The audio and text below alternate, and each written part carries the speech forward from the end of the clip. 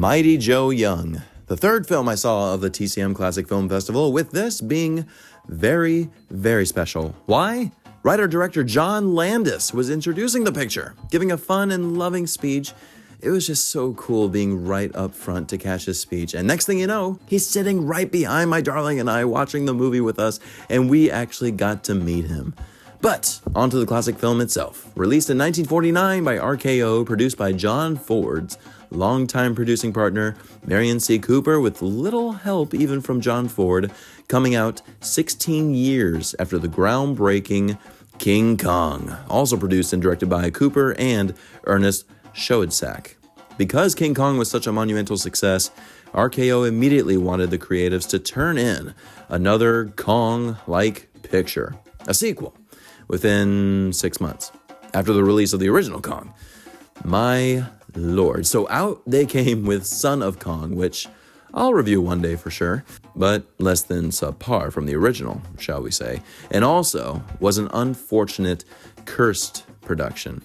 So the public was a little Konged out, you should say, but they still loved the story and they wanted to create another addition to the hopeful franchise, pointing more towards empathy and sympathy for the gigantic gorilla. It still features Robert Armstrong from King Kong as the quintessential slimy, boisterous, dollar-sign-eyed producer who wants wildlife animals to be featured for his Hollywood nightclub show.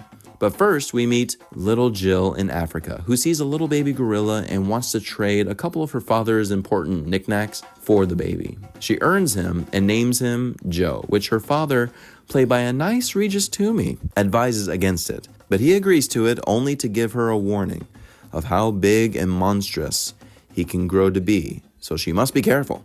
12 years later, we have O'Hara, played by Armstrong, off in Africa to find animals with cowboy Ben Johnson in one of his first early roles. They find Joe, now a giant gorilla who is only defending himself as they try to capture him. But now it's O'Hara's goal to bring Joe back to Hollywood and then make an older Jill, now played by a 20-year-old Terry Moore, a big star. We're gonna have you on Name and Lights, kid. Everyone everywhere will yell for Joe and Jill. But once they're in Hollywood, they recognize immediately how miserable a life both Jill and Joe have, both being caged in and treated like real animals. So it's going to be a case of breaking out of their fake Hollywood prison and getting Joe back to Africa. It had been a while since I have seen this film, and let me tell you how refreshing and fun it was to see this film on a nice Friday morning, day 2, with a good-sized house we were all laughing and enjoying the picture, experiencing some poignant moments like the love Jill has for Joe. And it is clear to state that the real star of this whole film is the legend and pioneer of stop-motion animation, Ray Harryhausen. My God, the man accomplished unbelievable feats with his animation that rightfully earned him, as well as original designer of the gorilla from King Kong, Willis O'Brien, the Academy Award for Best Special Effects. Just the animation of the gorilla alone is what is dazzling for such a time as 1949, even though the puppetry and animation weren't quite at the level yet as to what Harryhausen and his team accomplishes here. When we experience the Drunken Joe sequence where the prick financiers get Joe drunk in his cage, the effects of Joe's facial expressions are so charming and feels a lot more fluid than you'd expect, especially when it progresses and Joe breaks out of his cage, preparing to kill a mother flipper. He lets out the lions, tigers, and elephants, not bears, which the crew actually got on set. They had wildlife rangers on site to keep them behaved. But one tiger actually got one trainer by the throat, and then the second unit director, David Sharp, ran up and had to punch it in the face, and the tiger let go and ran off. Talk about guerrilla-style filmmaking. I'm here all week, folks. But the effects with the whole sequence is remarkable, and especially the long and heavy climax with the orphanage on fire, and they all try to rescue the kids. But it's Joe who does his part by saving the last kid who really could have been killed. It's very tense and thrilling, and those models of Joe are just inspirational to watch for any filmmaker who even works with stop-motion animation.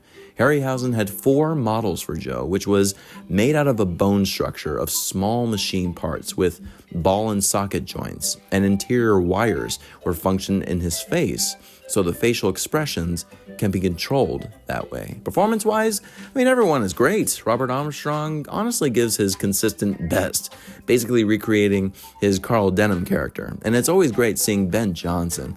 I just love that dude. Also, talk about a pop-up of who's who. Like classic character actress Ellen Corby, Charles Lane, who is in practically everything, Dwayne Hickman, and Richard Farnsworth as one of the cowboys they bring to Africa.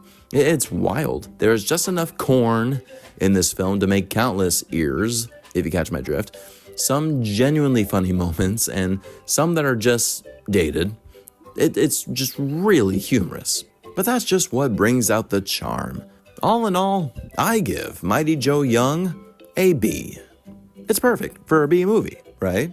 Delightful film, though there are times it could feel too long, with the love story blossoming between Terry Moore and Ben Johnson. It sadly didn't profit as well as they hoped, but the Oscar win sure did help. Disney, of course, remade it 61 years later with Charlize Theron and Bill Paxton, I miss you, buddy, which I'll cover one day, don't you worry. But this Mighty Joe Young, what do you think of it? Have you seen it? Do you like it better than King Kong? Let me know in the comments, like and share with everybody.